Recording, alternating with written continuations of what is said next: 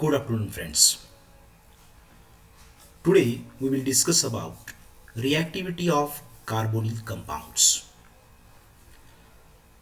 Now it is known to you that carbonyl compounds contain C double bond O group, that is carbonyl group. And see, this carbonyl group is a polar group. Why carbonyl is polar?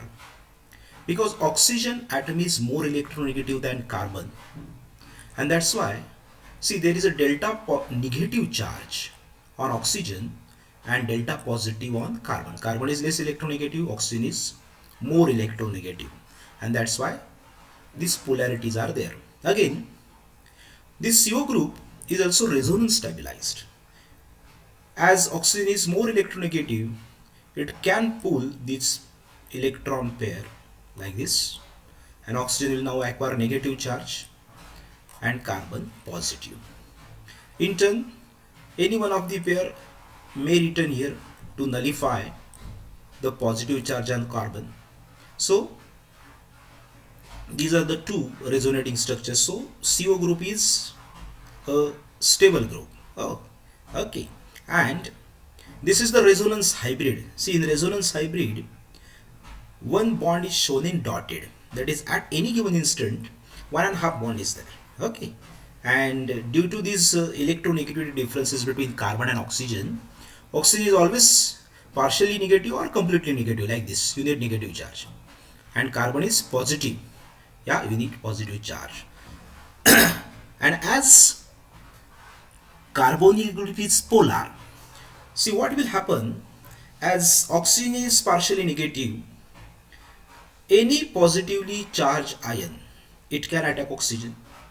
And as carbon is partially positive, any ion which is negatively charged, anion, it will attack on what? Carbonyl carbon. तो carbon के ऊपर आपके negatively charge ions attack करेंगे, और oxygen के ऊपर कौन attack करेगा? Positively charge species. तो आपको पता है पॉजिटिवली चार्ज स्पीसीज को हम क्या बोलते हैं?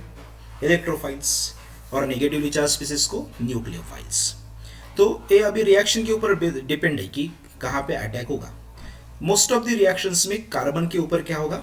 न्यूक्लियोफिलिक अटैक होगा, क्योंकि कार्बन नेगेटिवली चार्ज है. तो वो जो डबल बॉन्ड है उसमें से एक बॉन्ड ऑक्सीजन के ऊपर शिफ्ट हो सकता है और रिएक्शन आगे बढ़ सकती है.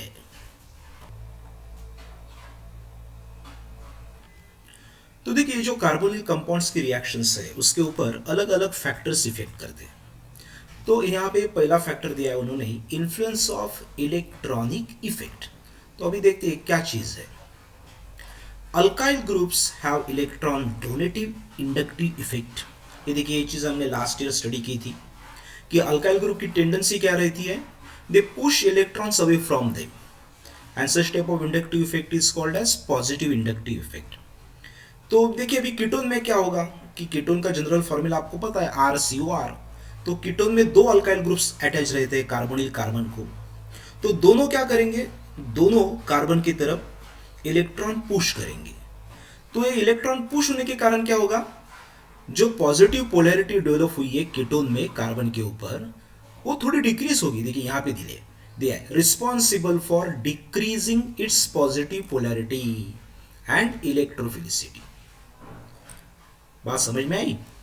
अब देखिए, अल्डिहाइड्स में कार्बोनिल ग्रुप में एक तरफ R अटैच रहता है, दूसरी तरफ H. तो एक ही अब इलेक्ट्रॉन पुशिंग या इलेक्ट्रॉन डोनेटिंग ग्रुप रहेगा. तो इसका मतलब ये क्या हुआ कि जो पॉजिटिव डेंसिटी है या जहां कमतरता इलेक्ट्रॉन्स की, जिसके कारण वहां पॉजिटिव चार्ज डेवलप हुआ है, तो कीटोन में दो ग्रुप इलेक्ट्रॉन्स दे रहे हैं कार्बोनिल कार्बन को, अल्डिहाइड में एक ही दे रहा है. समझे आप? तो इसके कारण क्या होगा? This makes aldehydes more electrophilic than ketones. बात समझ में आई? तो इसका मतलब ये हुआ कि अल्डिहाइड में जो कार्बोनिल कार्बन है जिसके ऊपर पार्शियल नेगेटिव चार्ज है, वो इजीली अटैक होगा, उसके ऊपर जल्दी अटैक करेंगे आपके न्यूक्लियोफाइल्स. बात समझ में आई? तो सादे शब्दों में हम कह सकते हैं कि aldehydes are more reactive than ketones. Aldehyde की रिएक्टिविटी थोड़ी ज़्यादा है क्योंकि उसमें कार्बोनिल कार्बन को एक ही आर ग्रुप अटैच है। अब दूसरा फैक्टर दिया है उन्होंने स्टेरिक इफेक्ट। अब ये स्टेरिक इफेक्ट क्या चीज है? तो देखिए, जब आप 3 डायमेंशनल स्ट्रक्चर कंसिडर करते हो मॉलिक्यूल का, तो कार्बन कंपाउंड्स में कार्बन को अलग अलग ग्रुप्स या एटम्स अटैच रहते हैं। तो उनकी संख्या जितनी ज़्यादा होगी उतना क्राउडिंग होगा, और क्राउडिंग होगा तो आपका रिएजेंट अच्छी तरह से उसके ऊपर अटैक नहीं कर पाएगा। तो अभी देखिए, हमारे पास दो कंपाउंड्स है, एक है कीटोन और एक है अल्डिहाइड। तो देखिए, कीटोन में इस कार्बन को दो ग्रुप आर ग्रुप्स अटैच है दोनों तरफ, और अल्डिहाइड में एक ही है। तो क्राउडिंग कहाँ ज़्यादा होगी? कीटोन में क्राउडिंग ज़्यादा होगी, क्योंकि सी के पास दो अल्काइल ग्रुप्स है। तो जब भी आपका न्यूक्लियोफाइल या एनी रिएजेंट इस सी के ऊपर अटैक करने की कोशिश करेगा तो उसे अटैक करने में दिक्कत होगी। लेकिन अल्डिहाइड में देखिए एक ही तरफ आ रहा है, तो इसमें क्या होगा, इजीली आपका न्यूक्लियोफाइल या एनी रिएजेंट अटैक कर सकता है। समझे? तो देखिए, डेफिनेशन में दिया है उन्होंने, two bulky alkyl groups in ketone come in the way of incoming nucleophile. This is called steric hindrance to nucleophilic attack. तो न्यूक्लियोफाइल को अटैक करने में दिक्कत आती है कीटोन के ऊपर, क्योंकि उसमें दो अल्काइल ग्रुप सी को अटैच रहते हैं। इसे हम बोलेंगे स्टेरिक इफेक्ट। अब आगे क्या बोला है देखिए, on the other hand nucleophile can easily attack on carbonyl carbon in aldehydes because it has one alkyl group and is less crowded or sterically less hindered. Hence, aldehyde are more easily attacked by nucleophiles. तो देखिए, अभी हमने दो effect देखे। दोनों effects में हमें क्या पता चला कि अल्डिहाइड के कार्बोनिल कार्बन के ऊपर अटैक करना आसान है न्यूक्लियोफाइल को। ओके, आगे बढ़ेंगे अब। ठीक है, दो ही इफेक्ट्स दिए हैं। तो इन दो इफेक्ट्स में हमने ये समझा कि aldehydes are more reactive than ketones. तो अल्डिहाइड का रिएक्शन इजीली होगा, और कीटोन का रिएक्शन करने के लिए हमें थोड़े ज़्यादा हीट प्रोवाइड करनी पड़ेगी, कभी कभी कैटालिस्ट भी यूज करना पड़ेगा। The next point is chemical properties of aldehydes and ketones. तो उसमें पहला उन्होंने दिया है laboratory test for aldehydes and ketones. दोनों साथ में डिस्कस करेंगे, लेकिन एक बात आपको याद रही होगी कि कुछ पोर्शन ओमिट किया इस साल, तो वो पॉइंट आपको देखना है। तो हमने अभी देखा कि अल्डिहाइड ज़्यादा रिएक्टिव रहते हैं, तो यही चीज़ उन्होंने यहाँ पे पहली बताई है कि aldehydes are easily oxidised to carboxylic acids and therefore act as reducing agents toward mild oxidising agents. तो अल्डिहाइड की रिएक्टिविटी ज़्यादा होने के कारण उसके ऊपर आपका ऑक्सीडाइजिंग एजेंट इजीली अटैक करता है, और अल्डिहाइड का कन्वर्शन करता है कार्बोक्सिलिक एसिड में ही। तो देखिए, अल्डिहाइड का क्या हुआ, ऑक्सीडेशन हुआ कार्बोक्सिलिक एसिड में। किसने किया? ऑक्सीडाइजिंग एजेंट ने किया। तो इसी का मतलब ये हुआ कि aldehyde behaves as a reducing agent. ठीक है, अभी आगे देखिए, बोले ketones do not have hydrogen atom directly attached to carbonyl carbon, hence they are not oxidised by mild oxidising agent. तो माइल्ड ऑक्सीडाइजिंग एजेंट कीटोन का ऑक्सीडेशन नहीं कर सकते, लेकिन वो अल्डिहाइड का ऑक्सीडेशन करेंगे, क्योंकि अल्डिहाइड ज्यादा रिएक्टिव है।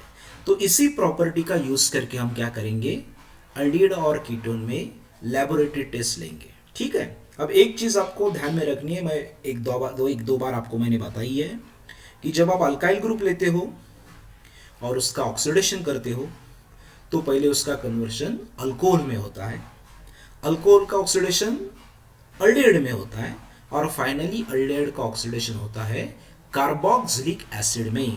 तो यहाँ हम अल्डिहाइड लिया है हमने, यदि हम उसका ऑक्सीडेशन करेंगे तो क्या चीज बनेगी, कार्बोक्सिलिक एसिड। अब देखिए, यहां पे एक पहला टेस्ट दिया है, test given by only aldehydes. तो ये टेस्ट सिर्फ अल्डिहाइड पॉजिटिव देता है। पहला टेस्ट दिया है शिप्स टेस्ट। क्या बोला है देखिए, when alcoholic solution of aldehyde is treated with few drops of ships reagent, pink or red magenta color appears. This confirms the presence of aldehydic group. तो देखिए इस टेस्ट का केमिकल रिएक्शन हमारे syllabus में नहीं है, तो हमें एक कलर चेंज याद रखना है कि जब भी आप अल्डेहाइड लेते हो और उसमें शिप्स रिएजेंट ऐड करते हो तो पिंक या रेड कलर डेवलप होता है या मैजेंटा कलर डेवलप होता है। ये चीज क्या प्रूव करती है कि दिया हुआ कंपाउंड है अल्डिहाइड। यानी सपोज लैबोरेटरी में आपको एक टेस्ट ट्यूब में एक अननोन कंपाउंड दिया और पूछा कि भाई बताओ ये अल्डिहाइड है या नहीं, तो आप क्या करोगे, उसमें शिप्स रिएजेंट के एक दो ड्रॉप्स ऐड करो। यदि पिंक रेड या मैजेंटा कलर डेवलप होता है तो वो कंपाउंड अल्डिहाइड है, यदि नहीं डेवलप होता है तो वो अल्डिहाइड नहीं है। तो यहाँ केमिकल रिएक्शन नहीं है, सिर्फ आपको ये याद रखना है। यदि 1 मार्क के लिए पूछा जाता है व्हाट इज शिप्स टेस्ट, तो ये आपको लिखना पड़ेगा। When alcoholic solution of aldehyde is treated with few drops of ships reagent, pink और रेड और magenta colour appears, this confirms the presence of aldehydic group. ये अगला टेस्ट इंपॉर्टेंट है, ये टेस्ट है टोलेंस टेस्ट और इसे दूसरा नाम दिया है सिल्वर मिरर टेस्ट। देखिए एग्जाम में 2 मार्क के लिए इसके ऊपर क्वेश्चन आ सकता है, what is silver mirror test या give Tollens test for aldehydes. तो पहली चीज ये टोलेंस टेस्ट क्या है, तो उसमें आपको एक रिएजेंट यूज करना पड़ेगा जिसका नाम है टोलेंस रिएजेंट। यहां ब्रैकेट में दिया है देखिए, अमोनिकल सिल्वर नाइट्रेट। तो ये जो अमोनिकल सिल्वर नाइट्रेट है इसे हम बोलेंगे टोलेंस रिएजेंट। इसका फॉर्मूला यहां दिया है देखिए, AgNH3 2 टाइम्स और OH minus, ammoniacal silver nitrate. तो ये आपको याद रखना है।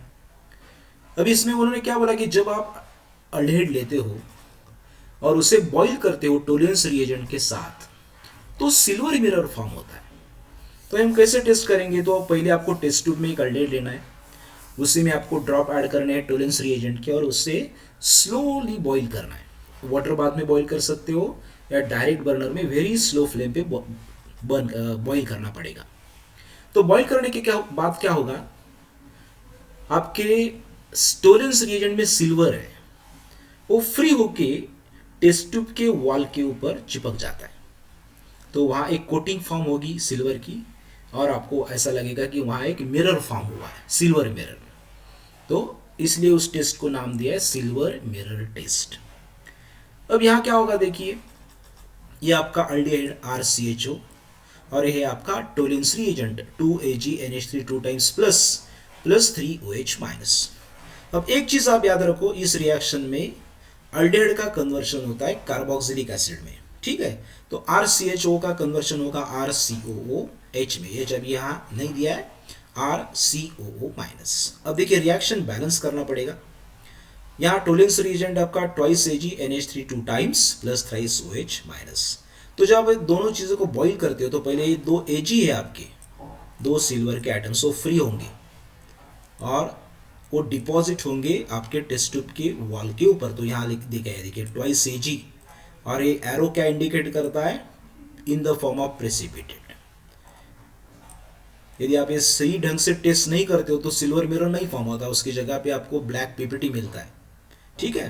तो जो सिल्वर पार्टिकल्स बनेंगे वो वॉल के ऊपर टेस्ट ट्यूब के क्या होंगे, कलेक्ट होंगे।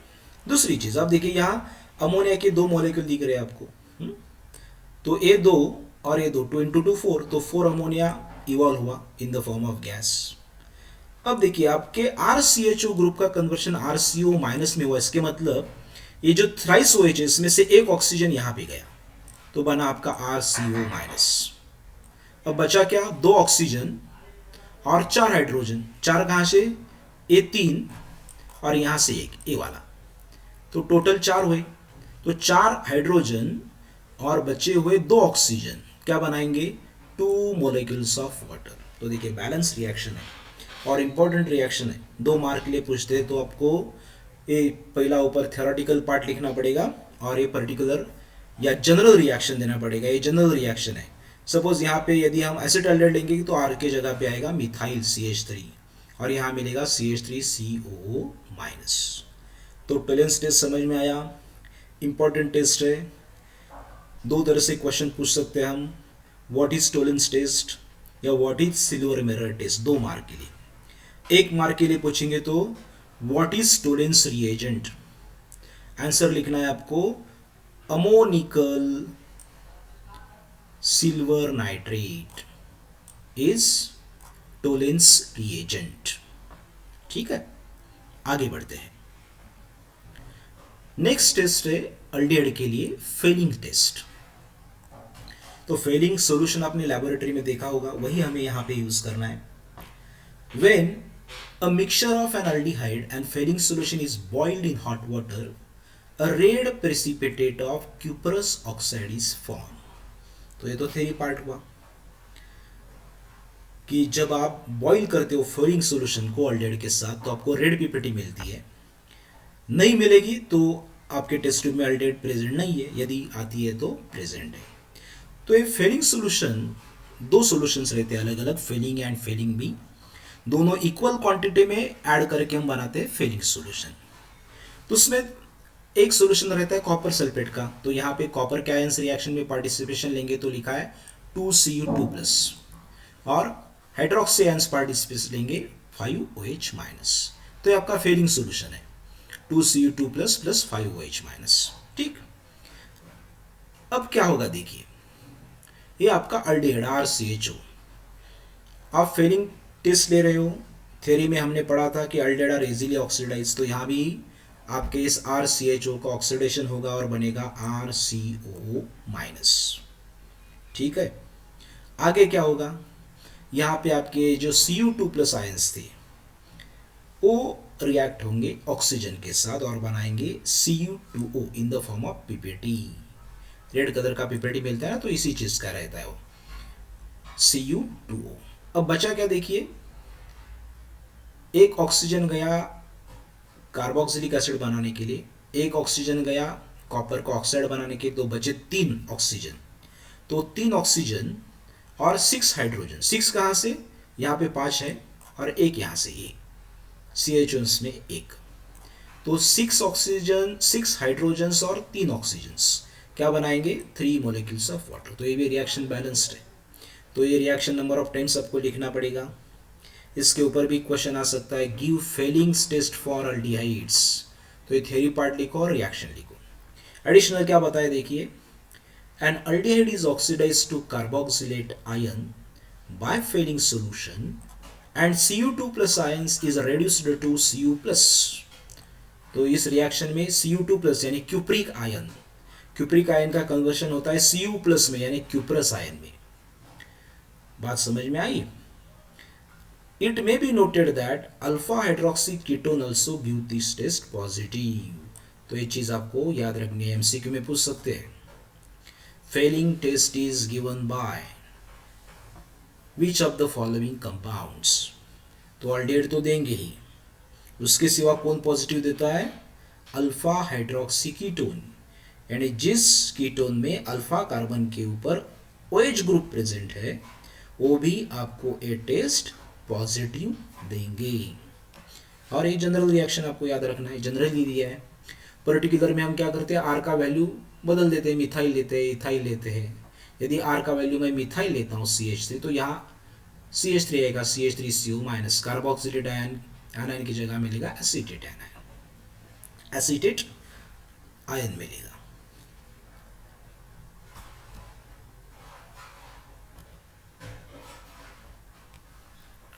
तो ये थी टेस्ट फॉर अल्डिहाइड्स। अभी जो टेस्ट फॉर कीटोन्स है, एक बात आपको पता है कि वो अभी इस साल उसके ऊपर क्वेश्चन थ्योरी में नहीं पूछेंगे, तो वो डिस्कस नहीं किए। अगला पॉइंट आता है chemical reactions of aldehydes and ketones with nucleophile. Nucleophile के साथ हम रिएक्शन करेंगे अल्डिहाइड और कीटोन का। तो पहले एक चीज पढ़ते हैं, क्या दिया उन्होंने। In all these reactions, the nucleophilic reagent brings about reaction by attacking on positively polarized electrophilic carbonyl carbon in aldehydes and ketones। तो देखिए इसी के कारण पहले हमने पोलैरिटी डिस्कस की थी।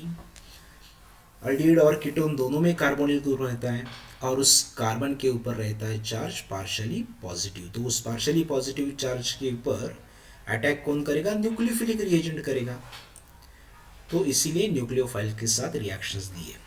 ये रिएक्शंस सारी आसान रिएक्शंस है। अब एक दो रिएक्शन स्टडी करेंगे तो आपको पता चलेगा। तो देखिए इसमें पहला रिएक्शन दिया है एडिशन ऑफ हाइड्रोजन साइनाइड यानी HCN। HCN का हमें क्या करना है? एडिशन करना है। तो देखिए वर्ड यूज किया है एडिशन। तो एडिशन रिएक्शन की प्रॉपर्टी आपको याद रही होगी। एडिशन रिएक्शन में क्या होता है? दो रिएक्टेंट एक दूसरे के साथ रिएक्ट होते हैं और एक ही प्रोडक्ट बनाते हैं। The reaction in which two reactants add to give only one product is an addition reaction. तो जब आपका HCN रिएक्ट होगा अल्डिहाइड और कीटोन के साथ तो कोई भी बाय प्रोडक्ट नहीं मिलेगा, एक ही प्रोडक्ट मिलेगा। और HCN के साथ आपको जो एडिशन प्रोडक्ट यहाँ पे मिलता है उसको नाम दिया है साइनोहाइड्रीन्स। अब साइनोहाइड्रीन क्यों नाम दिया है वो रिएक्शन में पता चलेगा। Hydrogen cyanide is a weak acid acts across the carbon oxygen double bond in aldehydes and ketones to produce compounds called cyanohydrins। तो देखिए एडिशन हमेशा डबल या ट्रिपल बॉन्ड के अक्रॉस होती है। तो यहाँ आपके C और डबल बॉन्ड, C और O के दरम्यान डबल बॉन्ड है तो इसके दरम्यान एडिशन होगी। तो देखिए यहाँ पहला रिएक्शन कीटोन के साथ दिया है RCR' double bond O plus HCN। तो हमें पता है HCN कहाँ ऐड होगा? कार्बन और ऑक्सीजन के दरम्यान। तो ये बॉन्ड अभी ब्रेक होने वाला है, पाई बॉन्ड ब्रेक हुआ। अब हाइड्रोजन और CN में से कार्बन को कौन अटैच होगा? तो हमें पता है HCN स्प्लिट कैसे होगा? H प्लस और CN माइनस, यानी CN माइनस आपका न्यूक्लियोफाइल है। तो ये CN माइनस जाके अटैच होगा कार्बन को और इन टर्न ये जो बॉन्ड शिफ्ट होगा O के ऊपर उसका यूज करके हाइड्रोजन अटैच होगा। तो H अटैच होने वाला है हाइड्रोजन को, H अटैच होने वाला है ऑक्सीजन को और आपका CN अटैच होने वाला है कार्बन को। बात समझ में आई? कार्बन को CN माइनस अटैच होगा और ऑक्सीजन को H प्लस और डबल बॉन्ड का कन्वर्शन सिंगल बॉन्ड में होगा। तो देखिए C को एक CN अटैच हुआ, यहाँ पे दिखाया है। डबल बॉन्ड का कन्वर्शन सिंगल बॉन्ड में हुआ और ऑक्सीजन को अटैच हुआ हाइड्रोजन OH। तो देखिए कंपाउंड क्या मिला? RCR' CCN COH। तो एक ही कंपाउंड में देखिए यहाँ पे एक साइनाइड ग्रुप है और एक हाइड्रोक्सिल ग्रुप है। तो दोनों ग्रुप कार्बन को अटैच होने के कारण नाम दिया है साइनोहाइड्रीन। सेम रिएक्शन अल्डिहाइड के साथ भी होगा। अल्डिहाइड में भी क्या होगा? C double bond O group को अटैच होगा CN और OH। तो देखिए दो एग्जांपल्स यहाँ पे दिए। अब ये पहला कंपाउंड लिया है एसेटाल्डिहाइड जिसका IUPAC नेम है इथेनॉल। तो इथेनॉल में जब हम HCN ऐड करेंगे तो ये डबल बॉन्ड ब्रेक होकर सिंगल बनेगा। हाइड्रोजन ऑक्सीजन को अटैच होने वाला है और आपका CN अटैच होगा कार्बन को। सेम जैसे मैंने अभी दिखाया था, ये CN कार्बन के ऊपर अटैक करता है और डबल बॉन्ड में से दो पेयर, एक पेयर क्या करती है? हाइड्रोजन को एब्स्ट्रैक्ट करती है। तो डबल बॉन्ड का कन्वर्शन सिंगल में, O का OH में और एक एडिशनल CN। तो ये साइनोहाइड्रीन अपने एसिटाल्डिहाइड से बनाया तो नाम दिया है कंपाउंड को एसिटाल्डिहाइड साइनोहाइड्रीन। अगला रिएक्शन दिया है एसीटोन के साथ जिसका IUPAC नेम है प्रोपैनोन। अब यहाँ भी क्या होगा? ये आपका बॉन्ड ब्रेक होने वाला है कार्बन ऑक्सीजन के दरम्यान। CN अटैच होगा कार्बन को, हाइड्रोजन को अटैच होगा, ऑक्सीजन और हाइड्रोजन अटैच होंगे। तो कंपाउंड मिला एसीटोन साइनोहाइड्रीन। अब क्वेश्चन कैसे पूछेंगे इसके ऊपर? तो ये रिएक्शन आसान होने के कारण 1 मार्क के लिए पूछी जाती है। रिएक्शन स्ट्रेट फॉरवर्ड आएगी। What is the action of HCN on the following? Number 1 suppose acetaldehyde, number 2 acetone. या IUPAC नेम के साथ पूछेंगे इथेनॉल एंड प्रोपैनोन। तो ये दो रिएक्शंस आपको लिखनी पड़ेगी। ये भी रिएक्शंस बहुत बार एग्जाम में पूछी गई है 2 मार्क के लिए। दोनों पूछेंगे तो 2 मार्क के लिए। एक उसमें से एक आएगी तो 1 मार्क के लिए। अभी देखिए आगे वाली भी रिएक्शन एडिशन है और यहाँ रिएजेंट यूज करना है सोडियम बाइसल्फाइड NaHSO3। अब जब आप सोडियम बाइसल्फाइड के साथ रिएक्शन करते हो तब एडिशन प्रोडक्ट ही मिलेगा। अब इसे उन्होंने नाम दिया एडिशन प्रोडक्ट की जगह बोला एडिशन कंपाउंड, कोई बात नहीं। Aldehydes and ketones react with saturated aqueous solution of sodium bisulfite to give crystalline precipitate of sodium bisulfite adduct, जिसे एडिशन बाय प्रोडक्ट बोला, एडिशन प्रोडक्ट। फॉर एग्जाम्पल अब देखिए आपका रिएजेंट है NaHSO3 और आप उसे ऐड कर रहे हो एसिटाल्डेहाइड में। अब एडिशन रिएक्शन हमें पता है तो ये बॉन्ड ब्रेक होने वाला है, कार्बन ऑक्सीजन के दरमियान एक बॉन्ड ब्रेक होगा। अब NaHSO3 कैसे स्प्लिट होगा, तो इसमें से एक रहेगा H+ और दूसरा NaSO3 minus, NaSO3 minus, S के ऊपर नेगेटिव चार्ज। तो आपका ये जो S है ना सल्फर, ये अटैक करेगा कार्बोनिल कार्बन के ऊपर और ऑक्सीजन को अटैच होगा हाइड्रोजन। तो ये बॉन्ड ब्रेक हुआ, H अटैच हुआ ऑक्सीजन को और बचा हुआ जो SO3Na है वो अटैच होगा कार्बन को। देखिए तो ये SO3Na यहाँ दिखा है, SO3Na कार्बन को अटैच हुआ और ऑक्सीजन को हाइड्रोजन, तो O बना OH। तो इसे नाम दिया एसिटाल्डेहाइड सोडियम बाइसल्फाइड एडक्ट या सिंपली लिखो addition compound. Same reaction ketone के साथ होगी। तो यहाँ हमने एसीटोन लिया है। जब आप एसीटोन में सोडियम बाइसल्फाइड ऐड करते हो तो आपको याद रखना है ऑक्सीजन को अटैच होगा हाइड्रोजन और जो बची हुई चीज़ है SO3Na उसमें से सल्फर अटैक करेगा कार्बन के ऊपर। एक्चुअली फर्स्ट अटैक कौन करता है, यहाँ न्यूक्लियोफाइल करता है SO3Na माइनस, तो माइनस चार्ज S के ऊपर है शायद, तो वो कार्बन को जाके अटैच होगा, यहाँ दिखाई दिया SO3Na और O का कन्वर्शन होगा OH में। तो देखिए तो एडिशन रिएक्शंस थे। एडिशन रिएक्शन आसान रहती है क्योंकि उसमें एक ही प्रोडक्ट बनता है और दोनों रिएक्शन में क्या हुआ, ऑक्सीजन को हाइड्रोजन अटैच हुआ और जो कुछ बचा हुआ तो वो जाकर अटैच हुआ कार्बन को। जैसे HCl के रिएक्शन में CN अटैच हुआ, सोडियम बाइसल्फाइड के रिएक्शन में SO3Na अटैच हुआ। तो ये चीज़ें आपको याद रखनी है। ये भी रिएक्शंस 1 या 2 मार्क के लिए आ सकती है। What is the action of sodium bisulphide on acetone, यदि ऐसा क्वेश्चन आता है तो ये पर्टिकुलर रिएक्शन आपको लिखना पड़ेगा। तो मैंने बहुत बार आपको बताया कि रिएक्शंस सिर्फ आप पढ़ोगे ओरली तो याद रखने में दिक्कत आती है। तो रिएक्शंस आपको 2-3 बार लिखनी पड़ेगी देखकर। रिएक्शन आप देखो बुक में, वो कॉपी करो आपके नोटबुक में, 2-3 बार करो, तो जब आप एग्जाम में सॉल्व करोगे तो आप वो याद कर लिख पाते हो। आगे वाला रिएक्शन है एडिशन ऑफ अल्कोहल्स। तो उसी टाइप का रिएक्शन है। अल्कोहल का फॉर्मूला जनरल ROH, लेकिन ये 2 स्टेप वाला रिएक्शन है, थोड़ा सा एक स्टेप यहाँ पे बढ़ा है। तो ये चीज़ हम बाद में पढ़ेंगे, पहले रिएक्शन देखते हैं। तो देखिए 2 स्टेप वाला रिएक्शन है। ऊपर वाला पहला स्टेप 1 है। स्टेप 1 में क्या होता है, अल्कोहल का एक मॉलिक्यूल पार्टिसिपेशन लेता है। अब देखिए यहाँ अल्डेहाइड का जनरल फॉर्मूला लिखा है RCH डबल बॉन्ड O और अल्कोहल का लिखा है R-OH, यानी दोनों अलग अलग अल्काइल ग्रुप्स लिए हैं। रिएक्शन आपको ड्राई HCl के प्रेजेंस में करनी है। तो देखिए अभी ROH में क्या होगा, एडिशन है, रिएक्शन एडिशन है, तो ये ROH डबल बॉन्ड के अक्रॉस ऐड होगा तो बॉन्ड ब्रेक होने वाला है यहाँ पे। अब इस ROH में से अब हमें पता है कि ऑक्सीजन को हमेशा हाइड्रोजन ही अटैच होता है, R-OH। तो बचा कौन, R-O। तो ये R-O कहाँ पे अटैक करेगा, कार्बोनिल कार्बन के ऊपर, और इस ऑक्सीजन को अटैच कौन होगा, हाइड्रोजन। तो इस ऑक्सीजन का कन्वर्शन हुआ OH में ही। एडिशनली कौन अटैच हुआ, OR-। तो देखिए यहाँ पे OR- दिया है, ऊपर नीचे हुआ है, कोई प्रॉब्लम नहीं, कहाँ भी लिख सकते हो, यहाँ OR लिखो यहाँ OH लिखो, सेम है। तो देखिए ऊपर जैसे रिएक्शन थी उसी तरह की रिएक्शन है।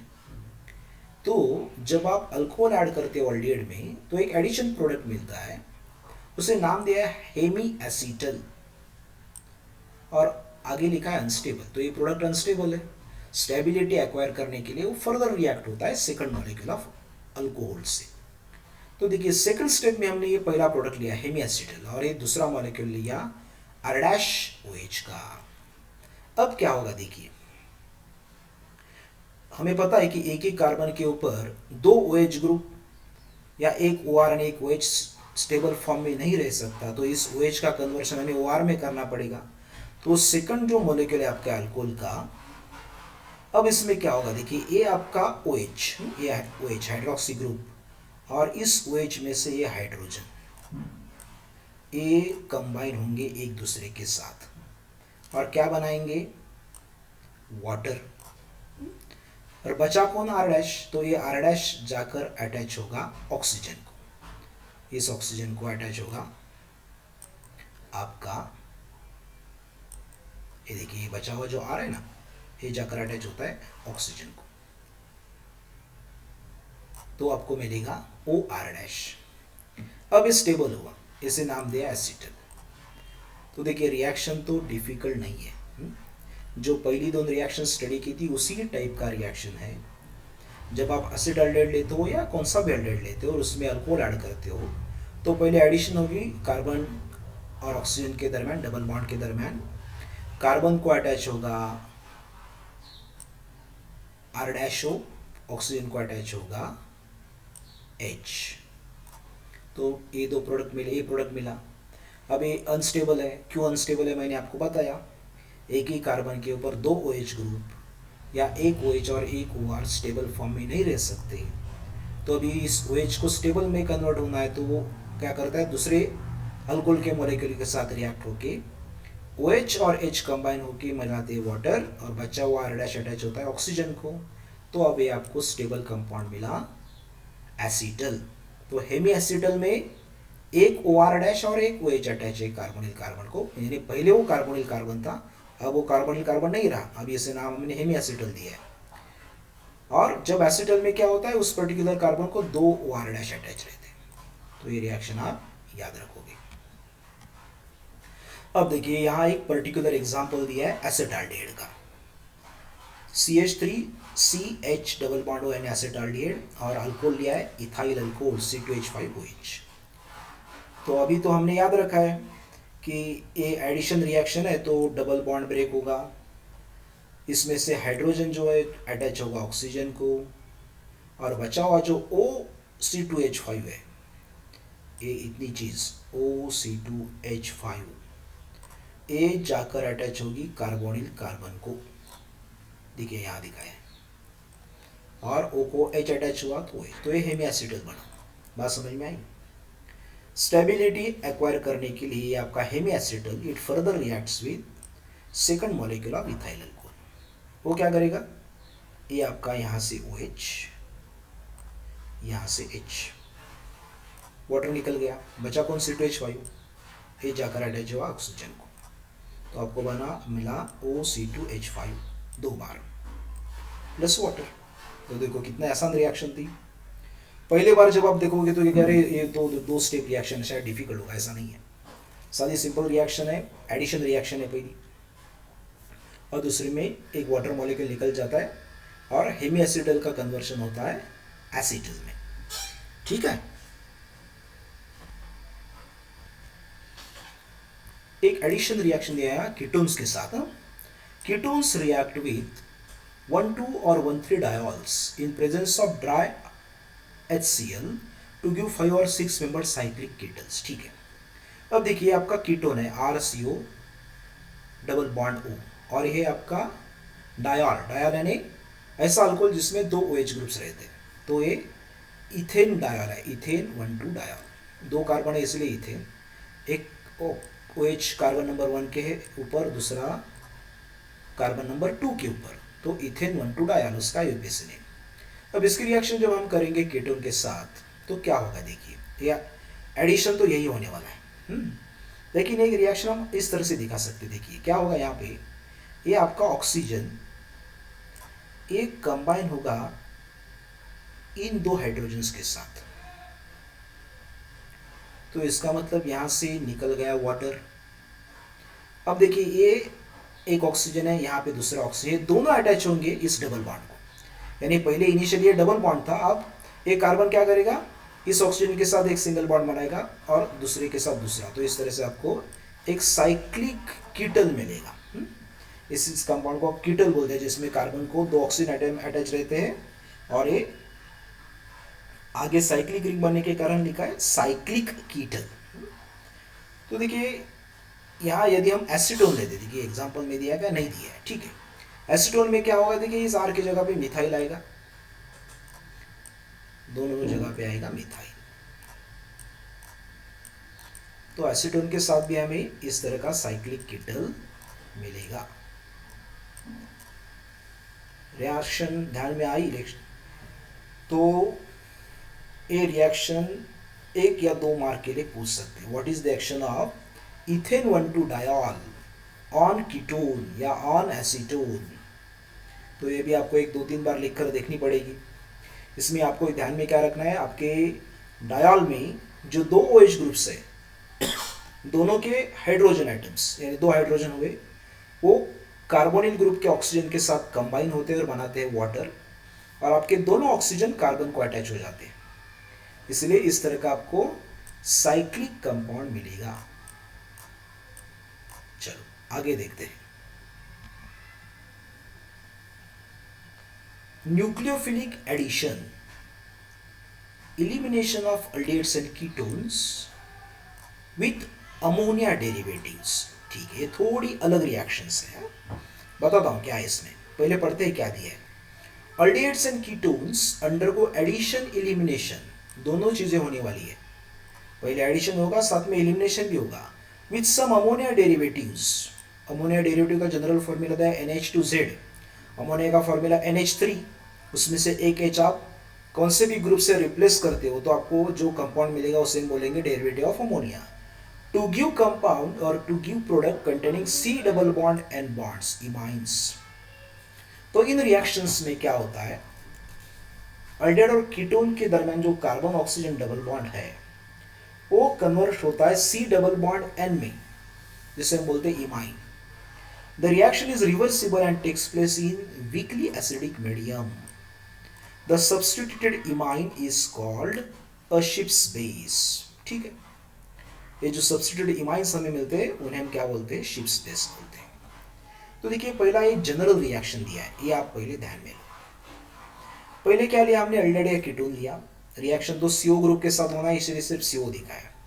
अमोनिया का डेरिवेटिव लिया NH2 सिंगल बॉन्ड Z कुछ भी हो सकता है, ऑक्सीजन OH या NH2 या एनी अदर। तो क्या होगा, देखिए पहले हमें यह पता है कि ये जो ऑक्सीजन है आपका, इससे हमेशा कौन अटैच होता है, हाइड्रोजन।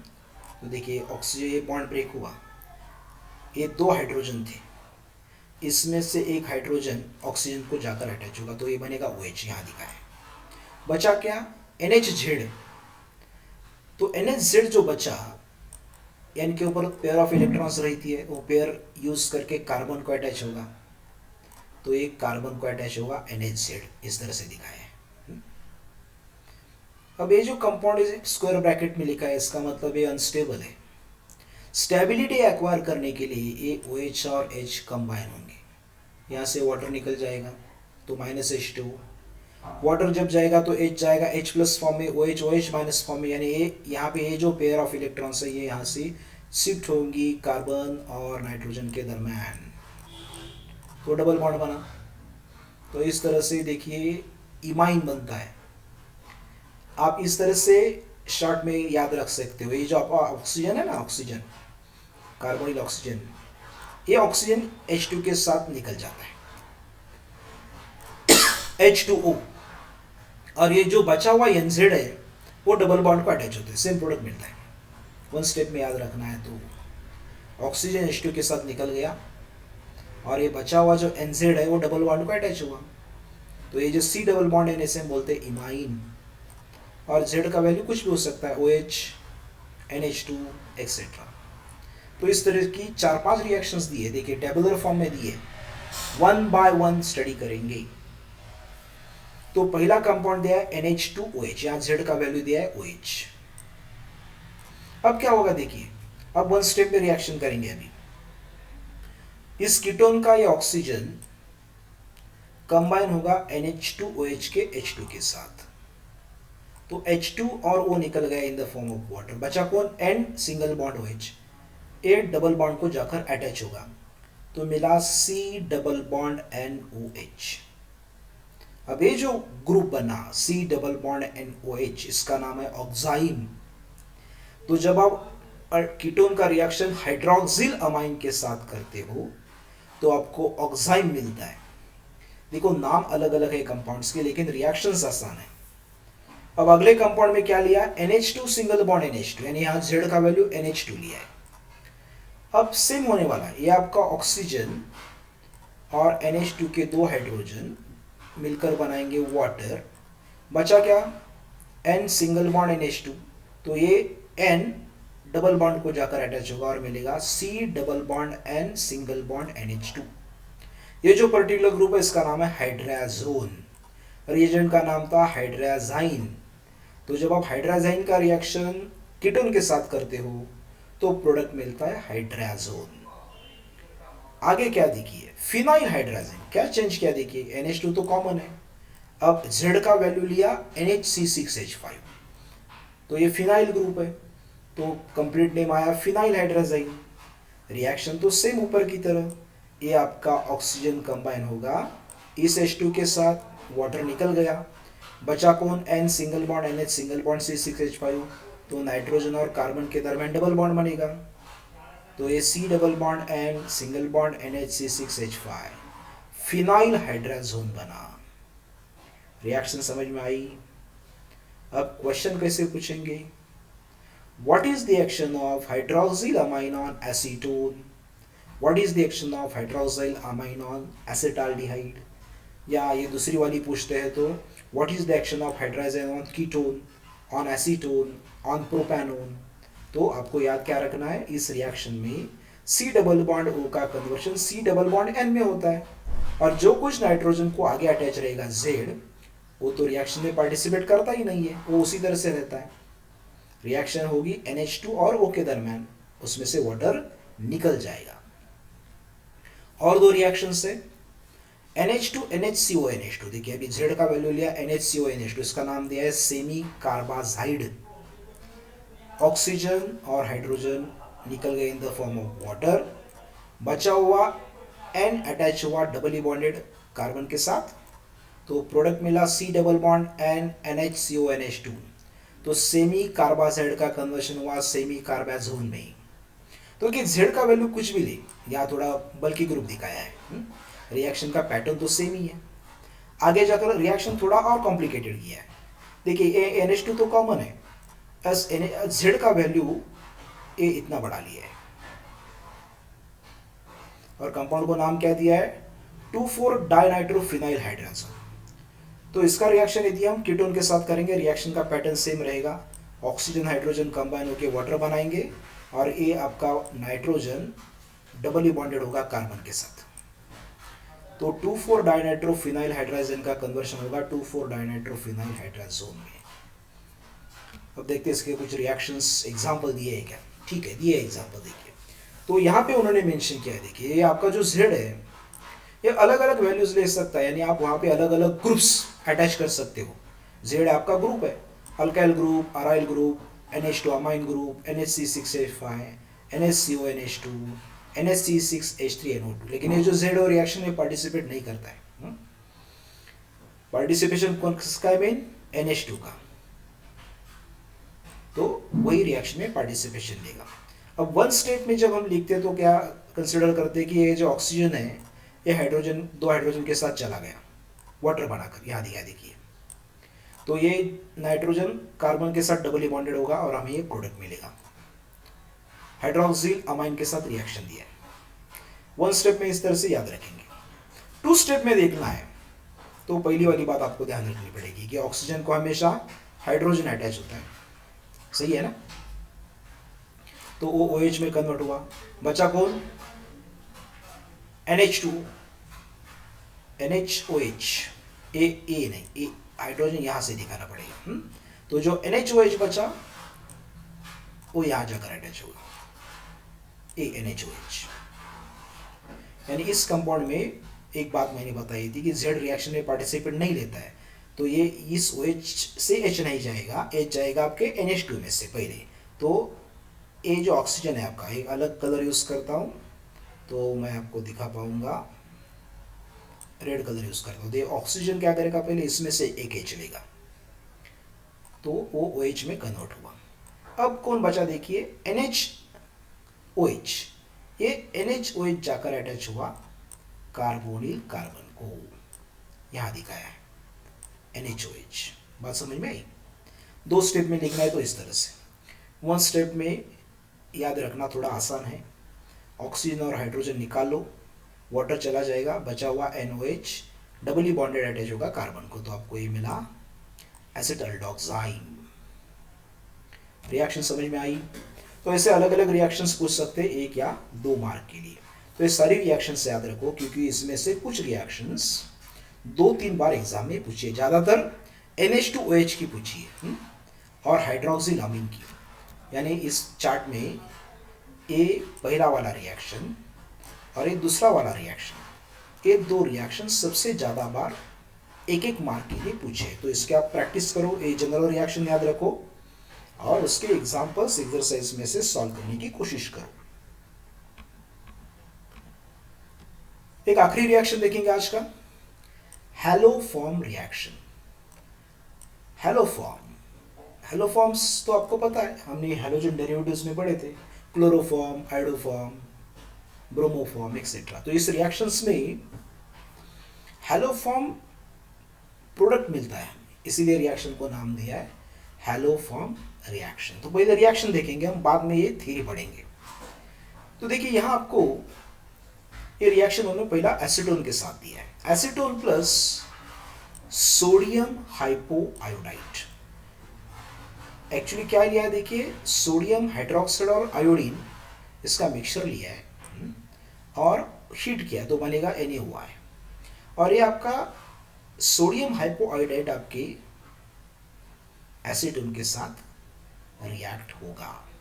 तो अब यहाँ पे आपको इस तरह से याद रखना है, देखिए इस 3NaOH में आयोडीन के कितने एटम्स है भाई, तो 3 एटम्स है, दिखाई दे रहे हैं यहाँ पे 3 एटम्स ऑफ I। तो सपोज ये बॉन्ड यहाँ पे मैं ब्रेक करता हूँ, CH3, तो यहाँ ब्रेक करेंगे तो क्या बनेगा देखिए, ACH3 C double bond O और ONA। ओके, थोड़ा सोचते क्या चेंजेस बनेंगे। 3 मॉलिक्यूल्स लिए हमने, तो उनका कहना है बॉन्ड एक ब्रेक होगा, तो ये जो ONA है वो जाकर अटैच हुआ कार्बन को, तो हमें प्रोडक्ट मिला CH3 C double bond O ONA। कितने मॉलिक्यूल्स मिलेंगे, 3 मिलने चाहिए, क्योंकि ये 3 लिए हमने, तो 3 हमारे पास है ना, ठीक है। और ये बॉन्ड ब्रेक होकर इसमें से कौन गया देखिए, CH3 गया। अब क्या होगा देखिए, ये जो CH3 यहां से निकला, इसमें से 2H इस O का अटैच होंगे और बनेगा NaOH, और आपके जो 3 आयोडीन के एटम्स थे अटैच होंगे कार्बन को, तो बना CHI3 यानी आइडोफॉर्म। बैलेंस हुआ क्या रिएक्शन, 3Na, एक Na यहाँ पे गया है ONA, तो ONA और ओके, तो ये 3 मॉलिक्यूल्स की जरूरत यहाँ पे नहीं है, तो ज़्यादा बढ़ेंगे, यानी इसी के साथ रिएक्शन, एक मॉलिक्यूल के साथ ही रिएक्शन होगा, क्योंकि 2 Na तो यहाँ आए, 2 ट्वाइस NaOH, और H कहाँ से आए, आपके मिथाइल ग्रुप से आए 2, हाँ, और एक बचा उधर CH, और उस CH को कौन अटैच हुआ, 3 molecules of 3 atoms of I, तो CHI3, ठीक है। तो देखिए करेक्शन अभी करता हूँ, क्या करेक्शन करना पड़ेगा, ये 3 लेने की जरूरत नहीं है हमें। बैलेंसिंग में क्या होता है, आपने थ्राइस NaOH लिया, अभी याद हमें रखना है कि एक बॉन्ड यहाँ पे ब्रेक होता है, मैंने जो अभी यहाँ दिखाया, तो ब्रेक होने के बाद आपका जो ONA है वो जाकर अटैच हुआ कार्बन को, तो CH3COONA का एक ही मॉलिक्यूल मिला, निकाला क्या आपने, CH3। अब इस CH3 में से 2H NaOH को अटैच होंगे NaO को और बनाएंगे 2NaOH, बचा CH वो CH और 3 आयोडीन के एटम्स मिलके बनाएंगे CH3। ठीक है, अब बैलेंस हुआ है। अब पढ़ते इस थ्योरी में क्या दिया है उन्होंने। This reaction is given bye acetaldehyde, all methyl ketones CH3COR and all alcohols containing CH3CHOH group। देखिए ये चीज इंपॉर्टेंट है, क्योंकि देखिए इस रिएक्शन में क्या हुआ है, आपको एक साइड से कार्बोनिल कार्बन को कम से कम एक साइड में मिथाइल अटैच होना जरूरी है, तभी उसका कन्वर्शन हैलो फॉर्म में हो सकता है। बात समझ में आई? आपका जो आप जो कीटोन लेंगे उसमें एक साइड पे मिथाइल होना जरूरी है। तो सारे मिथाइल कीटोन्स, यानी जिस कीटोन में एक साइड में मिथाइल है वो आपको ये रिएक्शन देंगे, इसीलिए लिखा है all methyl ketones. Acetaldehyde CH3COH, एक साइड में CH3 रहता है। All alcohols containing CH3CHOH group, क्योंकि एक बाजू में देखिए CH3 आया, तो इसमें ये कंडीशन इंपॉर्टेंट है, all methyl ketones acetaldehyde and alcohols containing CH3OH group, this test give this test positive। Test में क्या होता है, when an alcohol or methyl ketone is warmed with sodium hydroxide and iodine, yellow precipitate is formed। Here the reagent sodium hypoiodate is produced in situ। in situ यानी in the reaction mixture, क्योंकि आपने reaction mixture में sodium हाइपोडेट नहीं डाला direct, आपने क्या डाला था, आपने डाला था सोडियम हाइड्रोक्साइड और आयोडीन, दोनों एक दूसरे के साथ रिएक्ट हुए, उन्होंने पहले सोडियम हाइपोडेट बनाया और वो सोडियम हाइपोआइडेट रिएक्ट हुआ आपके कीटोन से, इसे लिखा है in situ. During the reaction sodium salt of carboxylic acid is form which contains one carbon atom less than the substrate। the methyl group is converted into halo form। देखिए ये चीज important है हमारे लिए, methyl group is converted into hello form. तो आपके ketone में कम से कम एक मिथाइल ग्रुप होना चाहिए, तभी ये रिएक्शन पॉजिटिव आएगा। रिएक्शन समझ में आई?